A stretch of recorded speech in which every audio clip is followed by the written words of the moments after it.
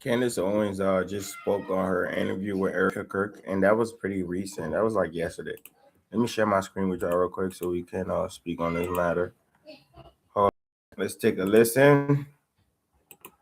Patient started with Justin Strife very sensibly saying, what are we looking to accomplish here? Like, what is the actual aim of this conversation? And he was pretty clear, and Erika was very clear, that they were sort of most upset with what I, obviously a bit of a fever pitch, what I tweeted, that it was a godforsaken company and people should not give money to it. And I have to own that. That's aggressive. That is actually aggressive in the retrospect. I was very frustrated. And I don't know. I felt like we weren't getting any answers and there were so many lies. And then I was getting attacked for asking all meaningful questions that was within their capacity to answer. And I told you, I definitely, my problem in life is that I can rise to anger very quickly.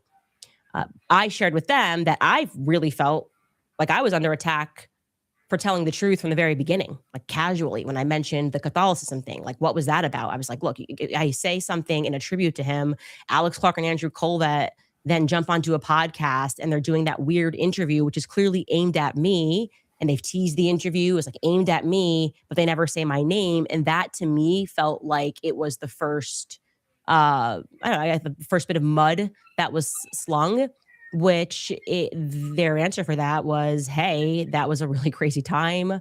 A new system had to be put into place. And by no means did Erika give any person the authority to go out and say that the Catholicism thing was a lie. It kind of turned into this big thing. Whatever. Okay, that kind of obviously was not the meat of the reason that we wanted to sit down. I will say I was immediately refreshed by the fact that one of the first things that Erika did was she owned the lies, or rather, I guess they would cage it as miscommunications that were coming from various people at the company. Like, look, this is a company with 650 people that are employed. Everybody at this time is exceedingly emotional and they are communicating. And no matter what somebody says on Twitter, they assume that this communication has come down from management, and that's not always a circumstance. But they owned right away, which felt great, that if you guys recall, Erika sat down with Glenn Beck. I actually missed this portion because I didn't get to watch the interview in its entirety, and we were pulling clips because a lot was coming out very quickly. But there was a portion that was going around that was viral, and it was Erika saying that she had Charlie's phone and that Charlie never texted anybody the night before saying that he thought that they were going to kill him. And that obviously reflected poorly on me because I was the one who said that he did, in fact, text multiple people the night before. And then I went on Jimmy Dore on Friday, Jimmy Dore's show, and I clarified. I said, Andrew Colvett told me specifically that he was one of the people that received this text message. So I got that first person. I didn't get that from a source. I got that directly from Andrew Colvett. And then somebody who had access to Dan Flood's communications said that Dan Flood similarly received a text message. They owned that right away and explained. Erika said that she has Charlie's phone. She's looking at his iMessages. And it turns out that he, like everybody else, communicates on Signal. He communicates on Telegram. And that those when she heard me say that, they then went and looked. And yes, that what I said was true.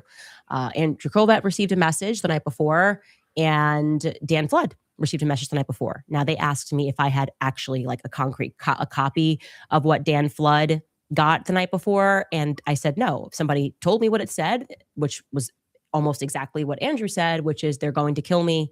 Andrew did not know who they were, that he was referring to were, but they clarified that the message that Dan Flood received said the left is going to kill me. So I can't confirm that one way or the other. I have to trust them on that because I did not see that concrete message. I was told that it said they.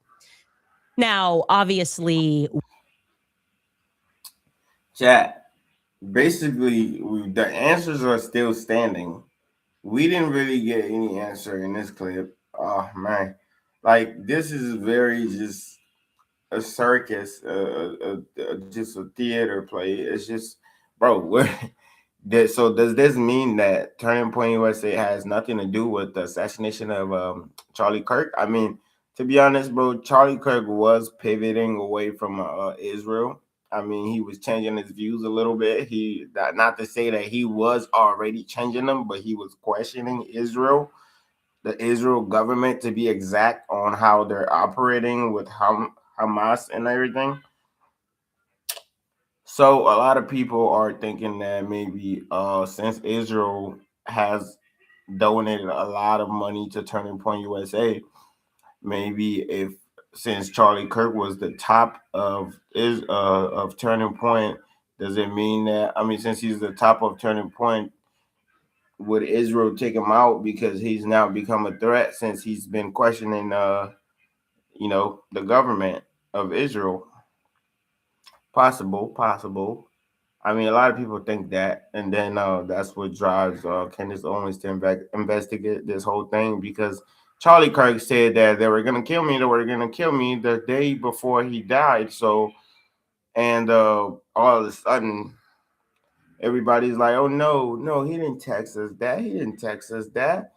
But at first, they were like, "Oh yeah, he did text us that. He said he was gonna kill, like people were gonna try to kill him or whatever." And all of a sudden, "Oh no, he didn't text us that." Erika Kirk come on like, "No, ain't nobody. My husband, I got his phone. Y'all can see. I got his phone right here. Ain't nobody saying nothing about that." Chat, it's very easy to replay stuff. You know what I mean? It's pretty easy to replay stuff. You know, make a replica of stuff. It's pretty easy. But what I can't, what I'm not, what I am gonna say is though, a lot of people have been raising questions about Israel, the government, their ways of doing things, and it only looks like it's more and more questions being asked. And just for Israel to just make this all go away, bruh, nigga, y'all need to stop that war. Stop that war. Stop the war. Just stop the war. Get along with them niggas. Get along with them. Like, hey, y'all been at war for too long. Get along. Y'all gonna have to live alongside each other. It's like, come on. Cause shit is fucked up over here too. You know what I mean? We got niggas from Iran coming over here, niggas from Israel coming over here. What's the point? I mean, you know what I mean? Chat. I really don't feel like Erika Kirk like gave the green light to take Charlie Kirk out.